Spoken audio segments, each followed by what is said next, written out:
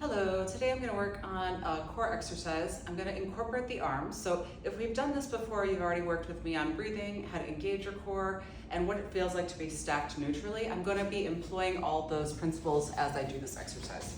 So I'm going to start out so that I'm close to a wall. I can have something under my neck to give me that gentle neck curve. And I'm just going to put my hands against the wall. Now notice with my hands, I have my fingers spread wide, and I want to be weight bearing on the pointer finger mound, the pinky mound, and then the middle of the heel. So kind of like we have the tripod of the foot, I'm going to incorporate that position with the hand. I'm just going to have my elbows in, so I don't want to be wide. My elbows are going to be in, and I'm going to push gently into the ground, or into the wall, pardon me. And as soon as I do this, I feel a little bit of engagement with my core. So that's one of the first things that I want to feel. Now again, notice I'm in that neutral stack. I'm not imprinted into the mat, and I'm not flared up through my ribs.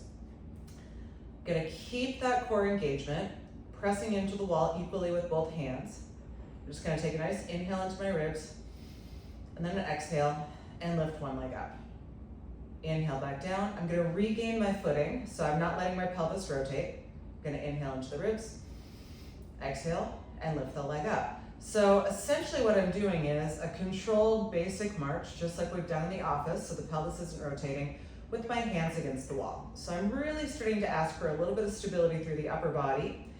Keeping that position now, I can take this up a notch. I can go up to 90-90. Inhale into the ribs. Exhale, tap one heel down. Inhale, bring it up. Inhale into the ribs. Exhale, tap the other heel down.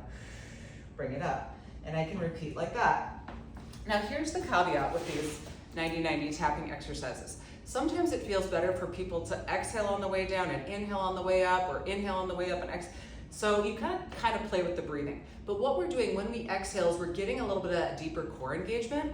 So that's why I'm exhaling as the leg goes down, because my leg is heavy, and as I go down, I'm trying to keep my core engaged so that I can maintain that stack of the ribs over the pelvis. But again, you might feel better exhaling, bringing the leg up. It really depends. So you can start to play with the breathing a little bit and know that in real life, your breath is going to kind of naturally, hopefully, eventually, start to give you whatever it needs when you're doing an activity. So for example, if I'm lifting up Margot, my dog, I'm exhaling as I lift her up, okay, like from a squat. I could, if I needed to, like let's say I was doing, I don't know, an exercise at the gym, like a prolonged lift and lower, I could start to play with inhaling on the way down, still maintaining some pressure in the core, because I'm not always gonna have the perfect positions, and I'm not always gonna be able to do the exactly perfect breathing. So I really wanna start to learn how to do multiple variations and start to feel what's right for my body. Anyway, that's the exercise.